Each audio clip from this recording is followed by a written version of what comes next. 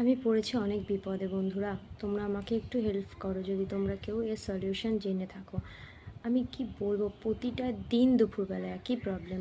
আমার বাচ্চাটা ছোট, ও ঘুমায়, এই জন্য আমার বেশি টেনশন হয়। দেখো কেন টেনশন হয় তোমাদেরকে আমি বলছি। দেখো আমি বাচ্চাটাকে এখানে ঘুম পাড়িয়েছি, জাস্ট এই জায়গাটা যে ঘুম পাড়ায়নি এটাই অনেক কপাল আমার।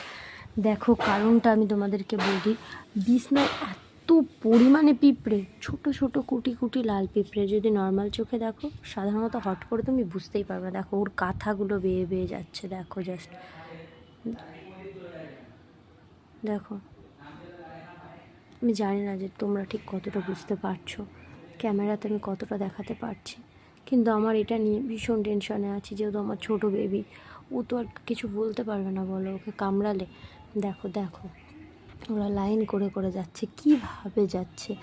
এমনও নয় যেখানে কোনো খাবার দাবার আছে। আমি জানি বড়রা বলে যে বর্ষাকালে এরকম পিঁপড়ে হয়, কিন্তু এতটাই প্রবলেম, নিজেদের হলে কোনো ব্যাপার হতো না, নিজেরা তো দেখে মারতেও পারবো, বুঝতেও পারবো, পিঁপড়েটার থেকে সরে যেতে পারবো। কিন্তু আমার ছোট বাচ্চাটা একই বিছনায় থাকে, এই জন্য আমার খুব টেনশন হয়। আমি বিছনায় কোনো খাবার খাইও না, এমনকি ওকে পর্যন্ত আমি বিছনায় কোনো খাবার খাওয়াই না, কোনো কিছুই আনি না। কিন্তু পিঁপড়েগুলো ঠিক অন্যান্য জায়গার থেকে খাবার নিয়ে ঠিক বিছনাতেই আসবে, অন্য জায়গা দিয়ে গেলে কোনো প্রবলেম নেই। কিন্তু আমি যে এখন কী করব, তোমাদের যদি কোনো উপায় জানা থাকে অবশ্যই আমাকে কমেন্টে জানাও, কারণ আমি আমার বাচ্চা নিয়ে আর এই পিঁপড়ে নিয়ে খুবই টেনশনে আছি।